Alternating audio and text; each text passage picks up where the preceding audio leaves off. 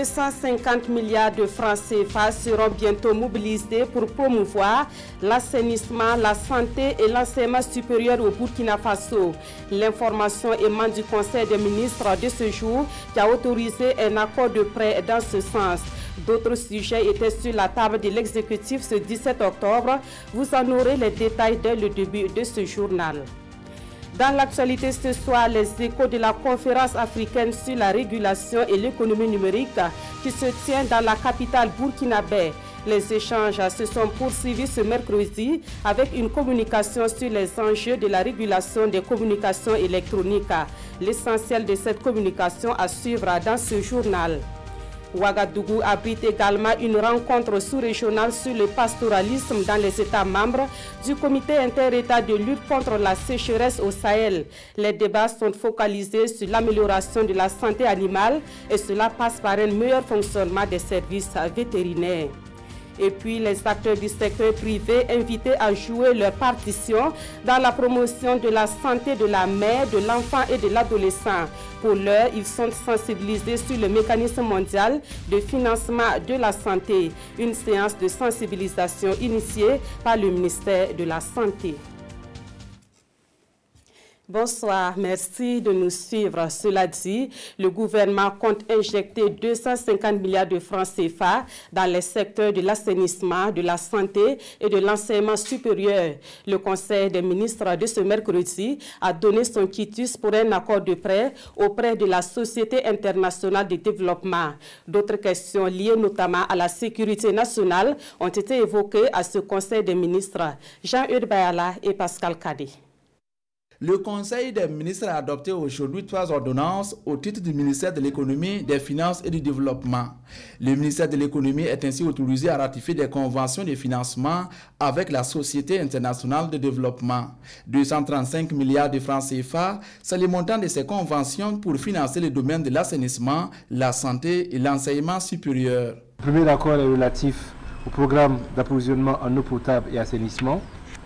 C'est 150 milliards de francs CFA qui sont donc destinés à ce programme-là, soit 25 milliards en dons et 125 millions en prêts avec des conditionnalités extrêmement favorables. Le deuxième accord est relatif au projet de renforcement des sciences de la santé.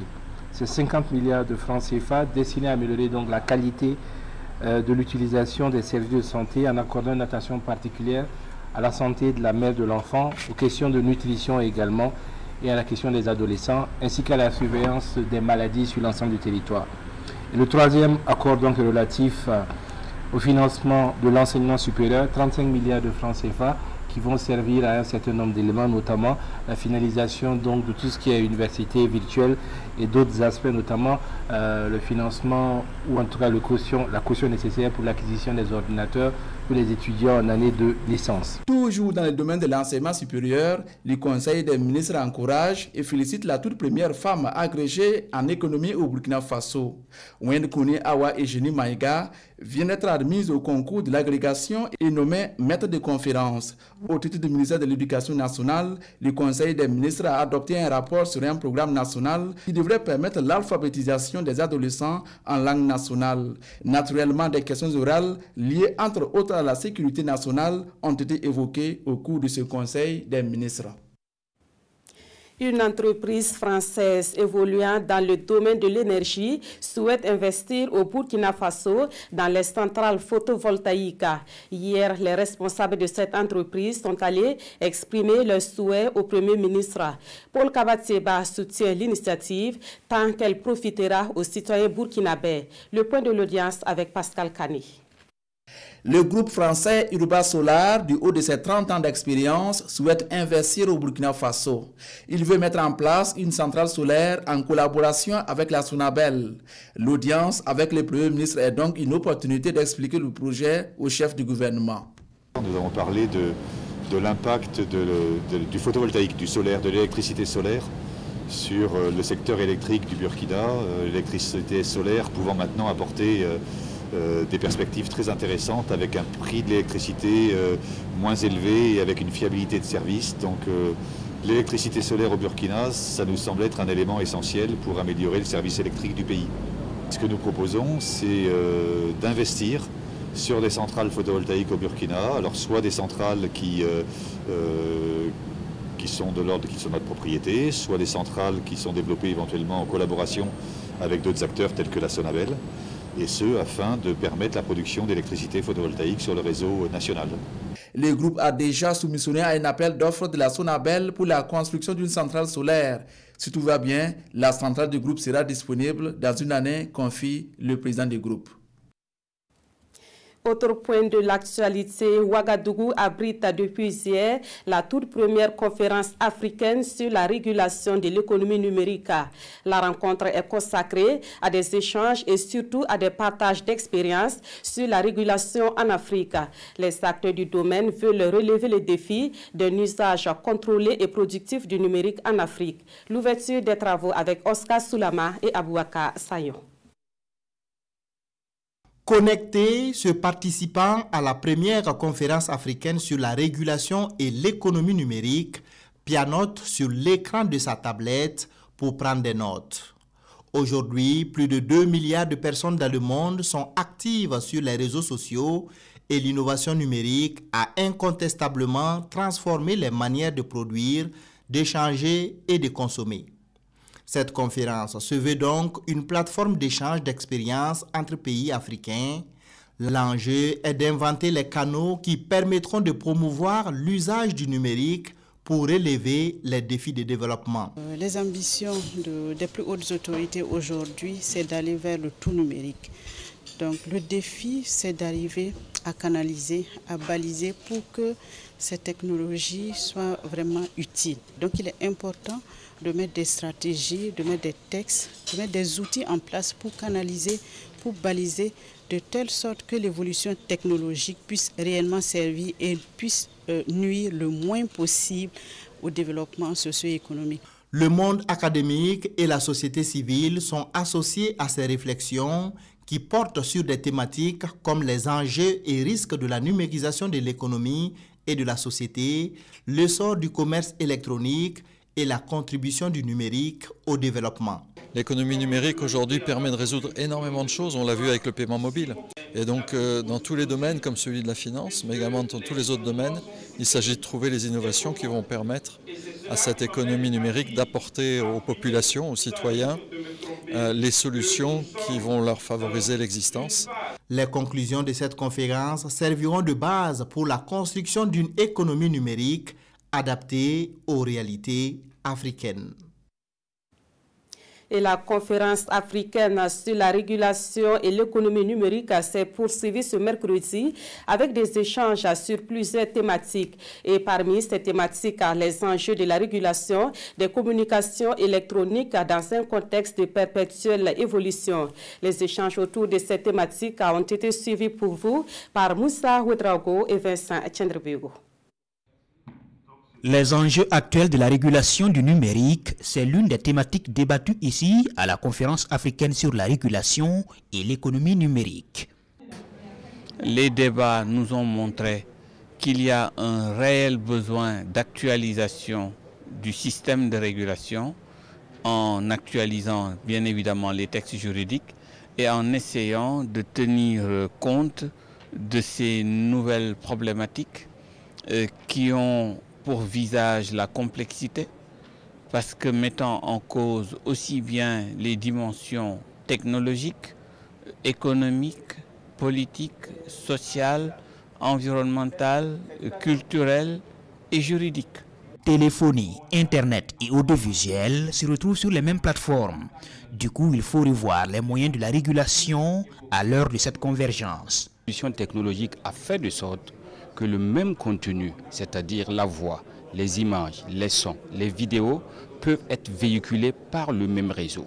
Il y a certains qui proposent de garder plusieurs régulateurs, c'est-à-dire un régulateur de télécommunications, un régulateur de l'audiovisuel et accessoirement, sans trop diminuer l'importance de ces autorités, avoir une commission informatique et liberté et une autorité chargée de la distribution des fréquences. Mais vu l'implication et les imbrications qui existent de par la convergence, on se pose la question si cela est tenable. Ces autorités, à notre avis, il serait mieux de réfléchir à un régulateur unique, comme cela se fait un peu partout dans le monde. Évolution nouvelle, défis nouveaux pour les autorités nationales de régulation des communications électroniques des pays africains. Et c'est plusieurs sujets qui sont ainsi discutés à cette conférence. Une autre rencontre qui réunit les acteurs de la sous-région à Ouagadougou, c'est bien la 3e édition des entretiens techniques du projet régional d'appui au pastoralisme au Sahel. Elle est organisée par le comité inter-État de lutte contre la sécheresse au Sahel dans le but de booster davantage le secteur de l'élevage dans les États membres du SILSA. Les débats sont focalisés sur l'amélioration de la santé animale à travers un bon fonctionnement des services vétérinaires. Adama Giti et Aruna Mari.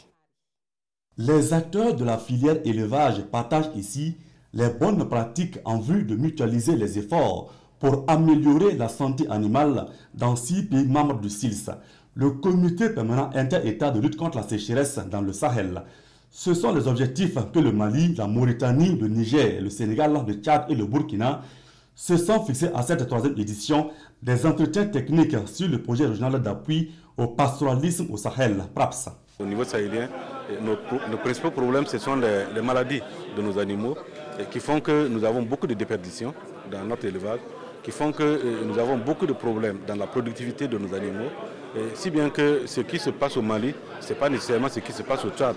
Mais lorsque nous nous rencontrons, que nous discutions de nos problèmes, nous trouvons des solutions. L'élevage occupe une place de choix dans le secteur primaire de ces pays membres. Il représente plus d'un tiers du PIB agricole de ces pays. Mais ce qui est encore de plus significatif dans ce que nous sommes en train de faire par rapport à la santé animale, c'est que ça entre directement dans le cadre de la modernisation de nos secteurs de production. Si on développe ces secteurs, l'agro-silvopastorale et halieutique, si on crée des richesses, on crée de l'emploi, et ça va nous aider à régler le problème de la jeunesse qui, en manque d'emploi, se jette dans d'autres activités qui nous... Le PRAPS est financé à environ 150 milliards de francs CFA. Il couvre la période 2015-2021.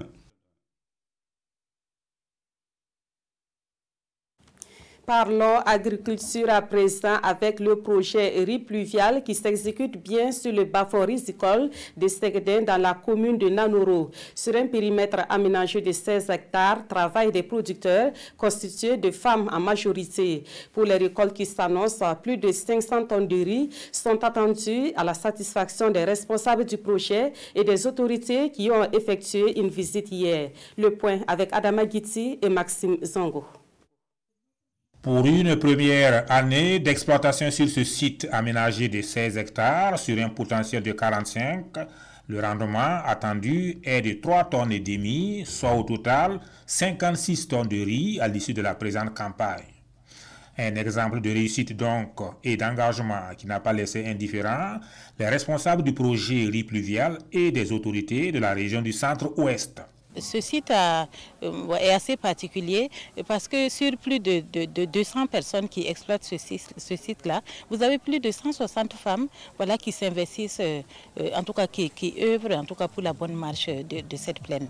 Alors donc nous avons tenu à les encourager. Le respect des conseils de l'encadrement technique, une bonne gestion du fonds de roulement, l'adhésion massive de la population et surtout l'engagement des femmes, autant de facteurs qui font de ce site de Ségdin, commune de Nanoro dans le Boulkindé, un modèle de réussite. Ce bas-fond a été choisi dès sa première année de mise en valeur, pour 2 raisons essentielles. Il y a un engagement assez spécifique dans ce village, allant des plus vieux aux vieilles femmes, et aux jeunes. Il y a un engagement total au niveau de cette communauté, qui a permis que toutes les opérations de la production du riz se sont déroulées dans de très bonnes conditions. La délégation a mis cette sortie sur le terrain à profit pour avoir des échanges directs avec les producteurs sur les acquis du projet et surtout recueillir leurs préoccupations. Des promesses fermes ont été faites dans le sens de l'amélioration de leurs conditions de travail et de la rentabilisation de leur production. La lutte contre l'incivisme intéresse désormais le NDI, le National Democratic Institute. Le NDI apporte sa contribution à la lutte contre ces phénomènes à travers la mise en place d'un programme qui sera exécuté dans la région du Nord. Ce programme qui met l'accent sur la prévention et la gestion des conflits a été présenté aux forces vives à Waïouya. Issoufou Kaboré et Moustaki. C'est une conférence publique qui dépeint ici la situation de l'incivisme dans la région du Nord. Le phénomène prend de l'ampleur, soulignent les organisateurs de la conférence, et NDI, National Democratic Institute, se met au premier rang pour trouver des solutions à ce problème. Ce programme vise à promouvoir des valeurs et des principes démocratiques et à sensibiliser le public à l'engagement citoyen constructif, à la prévention et aux mécanismes de résolution pacifique des conflits. Il couvrira les localités urbaines et rurales des régions de Bobo, Dulasso, Koudougou, Fada, Waïgouya et Doré. Le regard des acteurs est désormais tourné vers le centre civique qui est investi de la mission de mettre en œuvre le programme de promotion du civisme, de prévention et de gestion des conflits dans la région. En tant que bénéficiaires de ce programme, nous devons de nous l'approprier et devrait faciliter son implémentation, mais aussi redoubler d'efforts dans nos actes quotidiens de formation civique des populations de notre région. L'adhésion est totale et les responsables veulent aller vite et bien. Le public aura droit à un panel sur le thème incivisme routier dans la commune de Waïgouya, état de lieu, causes, conséquences et rôle des acteurs. 21 formateurs s'apprêtent à parcourir les 4 provinces pour des séances de sensibilisation. Retour à Ouagadougou pour un nouvel épisode du procès du putsch de 2015. Ce mercredi, l'homme politique Léonce Koné était à son 2e jour d'audition. Il a expliqué au tribunal l'origine des 50 millions de francs CFA reçus par son parti politique, le CDP, lors des événements du 16 septembre 2015. Des détails dans ce compte-rendu de Zoubavé David Dabiré et Draman Guinée. Léonce Koné est bien à l'aise aujourd'hui dans sa chaise devant la barre. L'ancien président du directoire national du CDP ne se détache pas de sa qualité de politicien. Je suis politicien. Pendant toute la durée des événements, j'ai fait de la politique d'une façon pacifique, précise-t-il. Il crie ainsi à la justice des vainqueurs. Il y a des politiciens de l'autre camp qui ont organisé des violences de masse, mais ils ne sont pas ici avec nous, ajoute-t-il. À la lecture des messages issus de l'expertise de ses téléphones, l'accusé dit n'avoir peur de rien. Le 16 septembre, dès les premières heures, une journaliste de TV5 écrit à Léonce Koné pour comprendre la situation. Réponse de l'accusé. Apparemment un coup d'État en cours.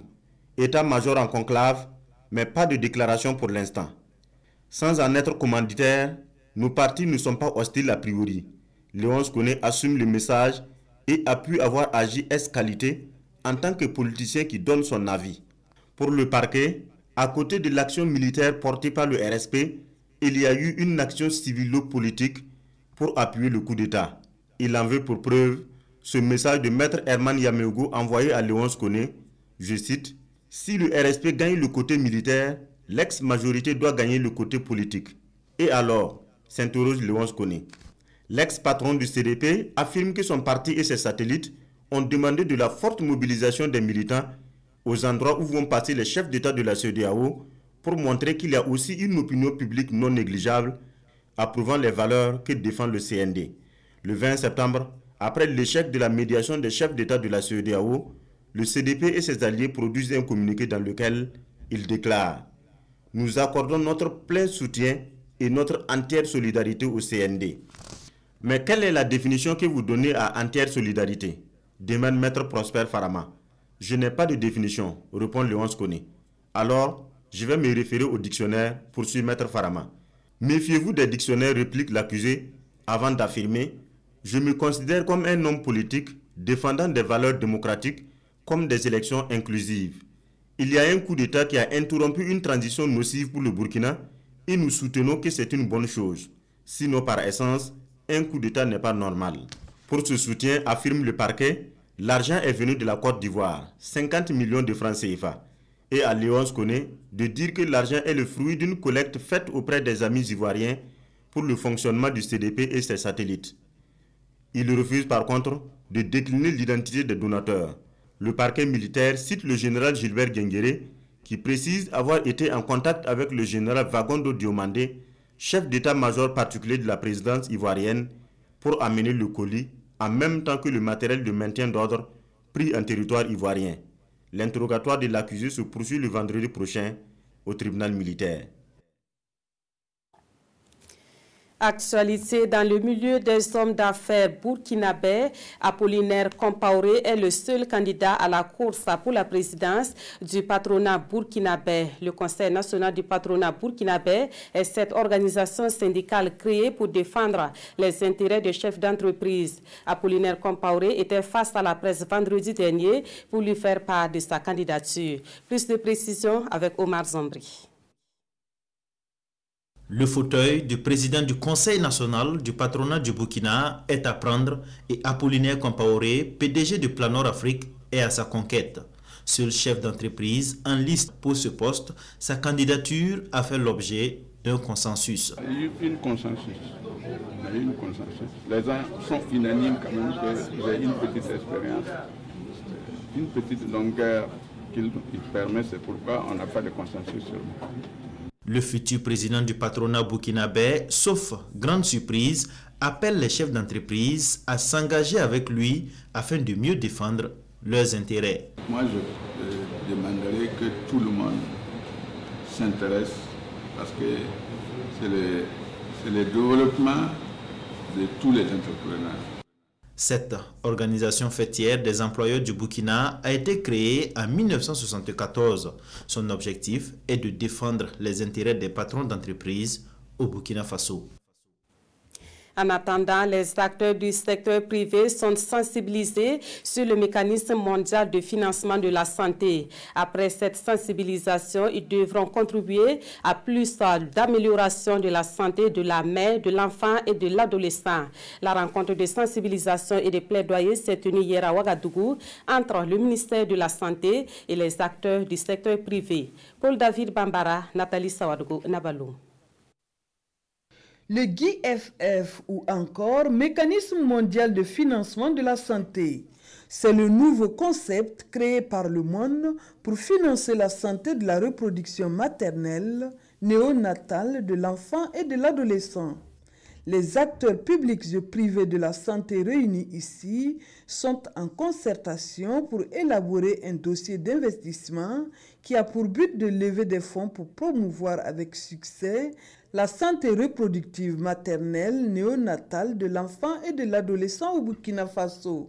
Le leadership du président du Faso en matière de santé de la mère et de l'enfant a été reconnu et le président du Faso a été choisi pour être le co-président de la conférence en Norvège à Oslo le 6 novembre du financement de la santé de la mère et de l'enfant.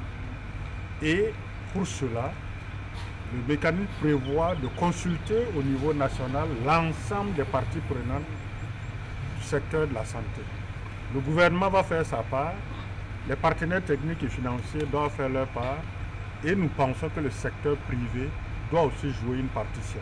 Et donc nous voulons les informer de cette campagne de financement de la santé et leur présenter à peu près les défis que nous voulons relever. Pour le ministre Nicolas Méda, 26 pays bénéficient déjà de ce financement au niveau mondial. Mais d'ores et déjà, le mécanisme mondial de financement de la santé prévoit 10 milliards de francs CFA pour la mise en œuvre du dossier investissement du Burkina Faso. Un incendie au bâtiment administratif de Ouagadougou, l'immeuble qui abrite la plupart des ministères.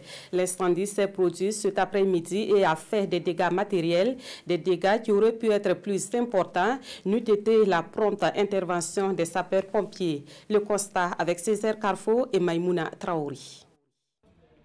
Voici ce qui reste du coffret électrique du bâtiment administratif à la Zaka. Selon les informations recueillies sur place, les gaines électriques ont explosé, occasionnant un incendie. C'était aux environs de 12 heures. Mais grâce à la diligence des sapeurs-pompiers, les feux ont été vite maîtrisés. Il y a des moyens de lutte contre l'incendie qui étaient là, qui n'ont pas pu être utilisés, ce qui allait limiter vraiment les dégâts. C'est vrai que les sapeurs allaient arriver, mais ça n'allait peut-être pas être à ce niveau, les dégâts. Donc je demande à tout un chacun de se faire former en sécurité incendie. Aucun blessé n'est à déplorer, mais d'importants dégâts matériels sont enregistrés.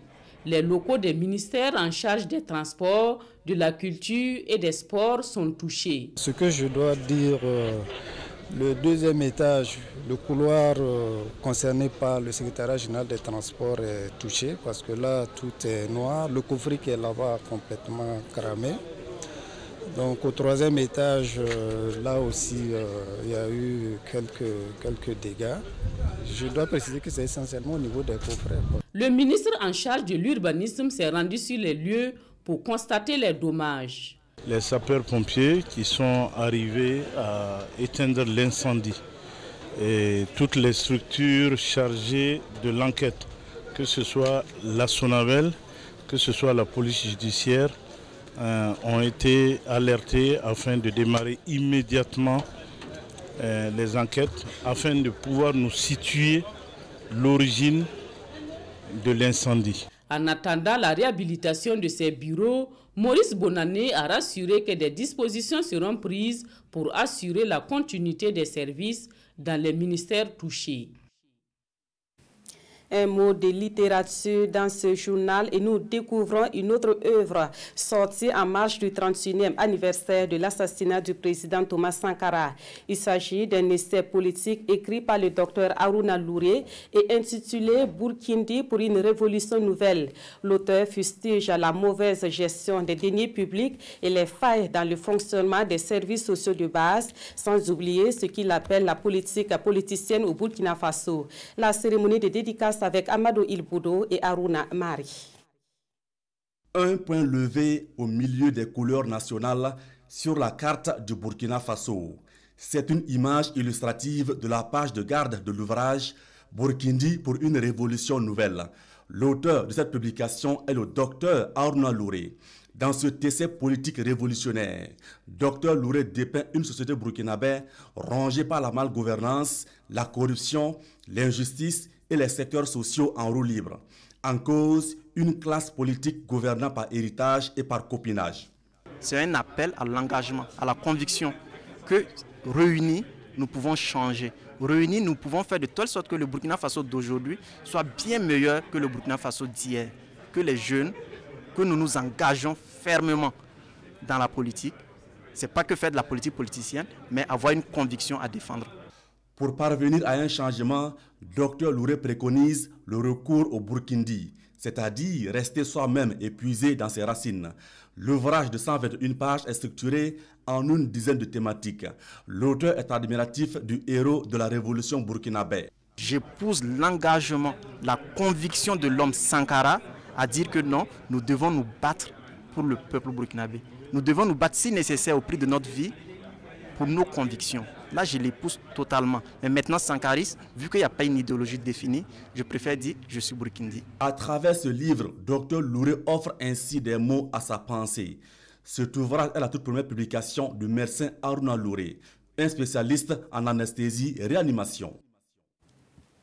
En sport, nous vous proposons les temps forts du match à Burkina Faso-Botswana qui s'est joué hier à Francistown. Avec le score de 0 but partout, les Zèbres ont contré les étalons au partage des points. Retour sur cette 4e journée des éliminatoires de la CAN 2019 avec nos envoyés spéciaux Kwale Nebié et Christelle Dabré et Paris. Le Burkina évite le piège botswanais. Les retrouvailles Zèbres et Talons au Francistown Sport Complex ont été physiques, tendues et empreintes de frayeur.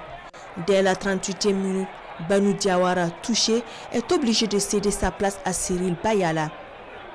Évacué à l'hôpital, il retrouvera ses coéquipiers à la fin. Les footballeurs, on marche avec les blessures. Dieu merci, ce n'est pas une fracture, c'est juste une entorse. Ce sont des Zèbres métamorphosés et au grand complet qui se sont présentés pour cette deuxième manche de la double confrontation. Hervé Kofi Kwaku, mis à rude épreuve, se montre imperturbable. Les deux nations se tiennent à la pause, 0 but partout. À la reprise, Paulo Duarte fait rentrer Alain, puis Pitre pas. Ni le coup de pied arrêté, encore moins les occasions de but ne font mouche comme à Ouagadougou.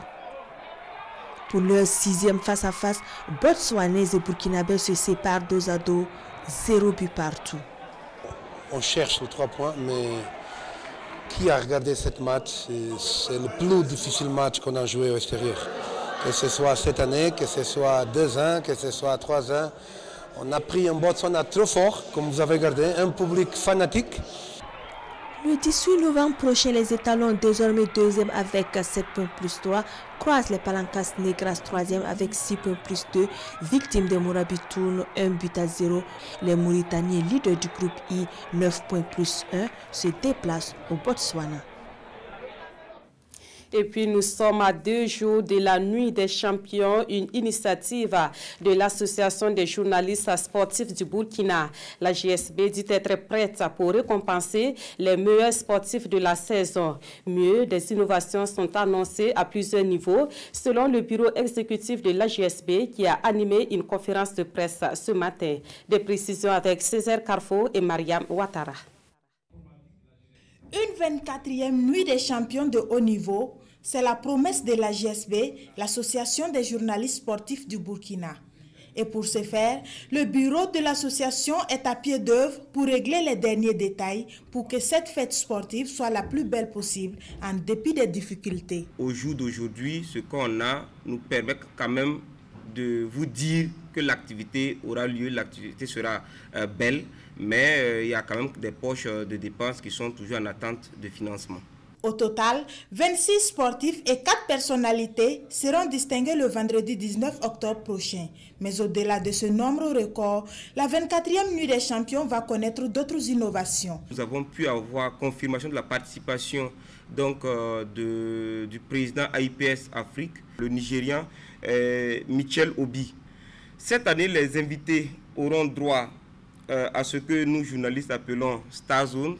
Cette nuit sera pour la première fois retransmise en direct sur les chaînes TVZ, Burkina Info et True TV en synchronisation avec la RTB. Et le bureau dit vouloir mettre un accent particulier sur la ponctualité. Ça va se tenir sur 1h30 chrono. Au regard de l'organisation, en tout cas, on s'attelle à ce que cela soit respecté. Environ 500 invités sont attendus pour cette 24e édition de la Nuit des Champions AJSB, placée sous le patronage exceptionnel du Moronaba Banhogo. 4 pays frontaliers que sont le Togo, le Niger, le Bénin et le Burkina Faso décident de faire front commun contre le terrorisme. Le sujet fait la une des quotidiens burkinabés de ce 17 octobre. La revue de presse est signée Abdullah Rasmane Zango. Un jeu peut en dissimuler un autre. Après le G5 Sahel, voici un autre jeu, en l'occurrence le G4, titre l'Observateur, pour reconquérir l'Est du Burkina. Nous parlons de terrorisme frontalier, ennemi commun de 4 pays, le Burkina, le Bénin, le Niger et le Togo, qui oblige ces derniers à la création d'un G4. Les attaques dans le nord du Burkina explique le monsieur Affaires étrangères du Burkina Faso dans les colonnes des éditions Le Pays, se sont déportés maintenant à l'est, dans des zones frontalières, avec le Niger, le Togo et le Bénin, avec surtout un nouveau mode opératoire, les engins explosifs. Conséquence, il faut réorienter le combat, souligne l'Observateur, afin d'asseoir une stratégie commune de lutte face à ces menaces. D'autant plus, relève aujourd'hui au Faso, en plus du lourd tribut humain, ces attaques plombent les ailes du tissu socio-économique de ces pays. C'est pourquoi, analyse Sidouaya, le Burkina Faso et ses voisins, dans une synergie des énergies et expériences, donc dans une mutualisation des efforts, se concertent à Ouagadougou pour sécuriser leur territoire, les populations et les biens. Une concertation qui fait office d'expédition de guerre contre le terrorisme frontalier. À chacun sa guerre ou sa bataille, nous parlons santé actuellement. Les écoles privées de santé poussent comme des champions sans respect des cahiers de charges, ni du contenu de formation requise, avec au finish une formation de bas étage. Ce ne sont pas mes propos, mais le cri de cœur d'une pionnière dans le domaine, relayé par l'Observateur, et qui demande à l'État d'assainir le domaine, car il y va de sa propre crédibilité, mais surtout de la santé des populations burkinabées. Et c'est la fin de ce journal. Merci de l'avoir suivi. Retrouvez Ruth Bini Ouattara à 22h30 pour la dernière édition de la soirée. Et merci de votre fidélité à la RTV.